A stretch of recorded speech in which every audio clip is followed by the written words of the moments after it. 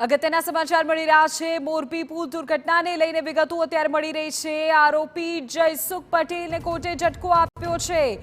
દુર્ઘટના કેસને લઈને જયસુખ પટેલની જામીન પર આજે ચુકાદો આવવાનો હતો। હાઈકોર્ટે જયસુખ પટેલના જામીન ફગાવ્યા છે। જે મૃતકો છે તેમના સ્વજનોએ પણ આ જ મામલે રજૂઆતો કરી હતી, દલીલો કરી હતી અને જામીનનો વિરોધ કર્યો હતો।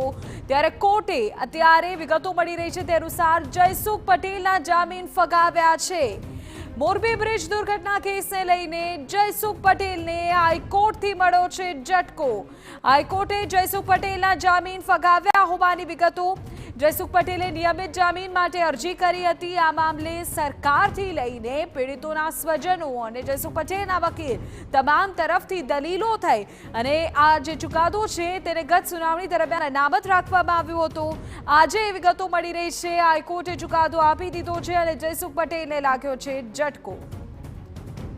રોનક અમારા સંવાદદાતા વધુ જાણકારી આપી રહ્યા છે। પૂરી વિગત રોનક।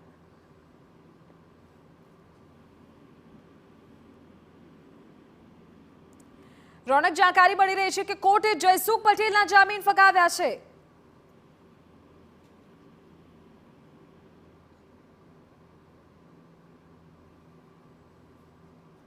લાગે છે મારા સંવાદદાતા સુધી અવાજ નથી પહોંચી રહ્યો, પરંતુ પ્રાથમિક વિગતો આપને એ આપી દઈ કે જયસુખ પટેલ તરફથી નિયમિત જામીનની અરજી કરવામાં આવી હતી, જેને કોર્ટે ફગાવી દીધી છે અને તેને ઝટકો ચોક્કસપણે અત્યારે લાગ્યો છે। જયસુખ પટેલને મોરબી બ્રિજ દુર્ઘટના કેસને લઈને હાઈકોર્ટથી મળ્યો છે આ ઝટકો। હાઈકોર્ટે જયસુખ પટેલના જામીનને ફગાવી દીધા છે। જે નિયમિત જામીનની અરજી જયસુખ પટેલ દ્વારા કરવામાં આવી હતી તેને ફગાવી દેવામાં આવી છે।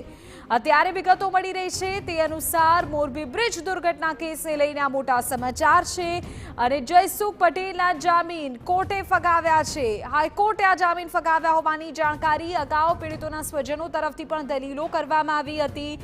મૃતકોના સ્વજનોના જે વકીલ છે તેમના તરફથી પણ કોર્ટમાં એ પ્રકારનું નિવેદન કહેવામાં આવ્યું હતું કે જયસુખ પટેલને જામીન ન આપી શકાય અને એ જ બાબતોને કદાચ કોર્ટે ધ્યાનમાં રાખી છે। અગાઉ સરકારનું વલણ પણ સામે આવ્યું હતું, જેને લઈને ચોક્કસ સવાલો પણ થયા હતા। જયસુખ પટેલના વકીલ તરફથી પણ તેનો પક્ષ રાખવામાં અરજી મૂકવામાં આવી હતી।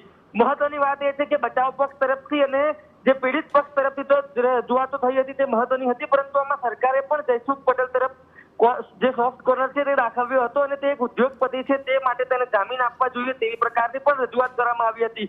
તમામ રજૂઆતો સાંભળ્યા બાદ જે ગુજરાત હાઈકોર્ટ છે તેના તરફથી જે ચુકાદો અનામત રાખવામાં આવ્યો હતો ત્યારે અત્યારે જ ગુજરાત હાઈકોર્ટે તેમને જામીન આપવા માટે ઇનકાર કરેલો છે કે